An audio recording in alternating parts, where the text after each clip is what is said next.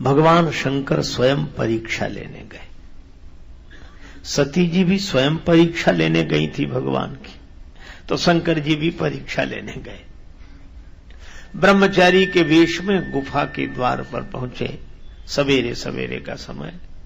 तो पार्वती जी गुफा के भीतर और उनकी 16 सखियां बाहर। इन 16 सखियों ने कहा कि बाबा कैसे?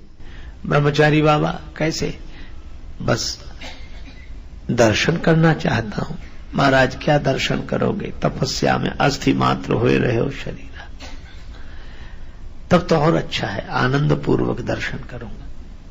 ठीक है महाराज, लेकिन वे तो सूर्य दर्शन के लिए निकलती हैं, सूर्यास्त के समय निकलती हैं, तभी दर्शन कर लेंगे। ठीक है। शंकर जी रुक गए। सखियां प्रतीक्षा करने के लिए वचन दे चुकी, शाम को निकलेंगी तब दर्शन करना। ब्रह्मचारी रुके रहे। थोड़ी देर में बोले, ये सरोवर में पुष्प बड़े सुंदर हैं, कमल के पुष्प तोड़ लें? हाँ हाँ महाराज तोड़ो, कौन मना करता है।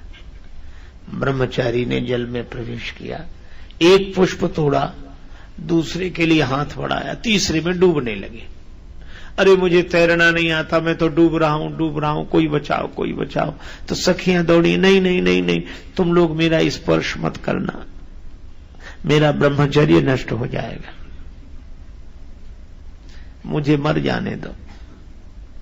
अब तो देवियों ने देखा कि ब्रह्मचारी प्राण दे रहा है, तो निश्चय लख ब्रह्मचारी का सखियां गई ही हार, श्री गिरिजा की गुफा पर देने लगी पुकार। सरोवर में कमल के पुष्प लेने गया एक ब्रह्मचारी डूब रहा है, आप जल्दी चलो। पार्वती जी बाहर निकली, मैंने तुम्हें तैरना सिखाया है। हाँ हाँ, पर ब्रह्मचारी कहता है कि नहीं नहीं, दे बाम हाथ की टेक करो मत, अपमान एक ब्रह्मचारी का। अच्छा मैं जाती हूं। पार्वती जी गई, बायां हाथ आगे बढ़ाया। शंकर जी ने कहा कि डूब जाने दो, बायां हाथ आगे मत बढ़ाओ। दायां क्यों नहीं बढ़ाते?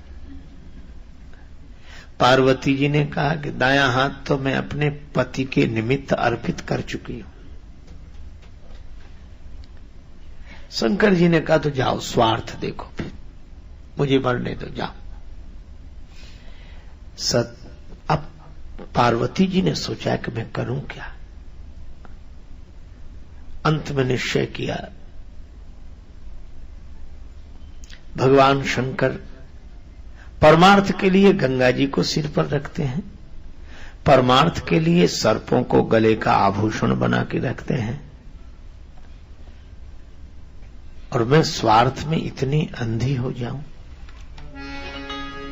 निश्चय कर लिया, लो ब्रह्मचारी हाथ बढ़ाओ।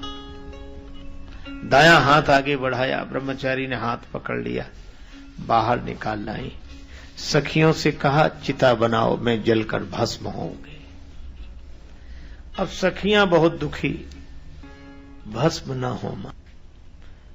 अब शंकर जी देख रहे, सखियां आंसू बहा रही हैं, एक एक लकड़ी लगा रही हैं, चिता बना रही। शंकर जी ने कहा कि देवी ऐसा काहे को कर रही हो? अगले जन्म में भी कुछ ऐसी घटना घट गई तब?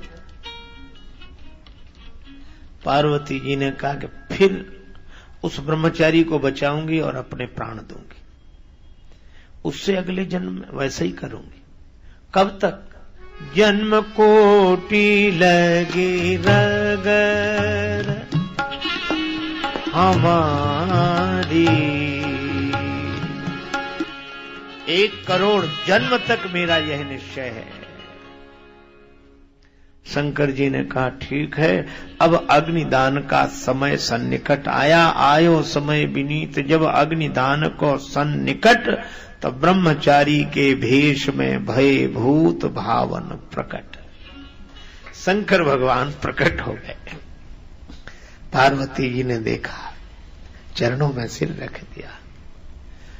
भगवान शिव को देखकर आनंदित हो गई पार्वती जी।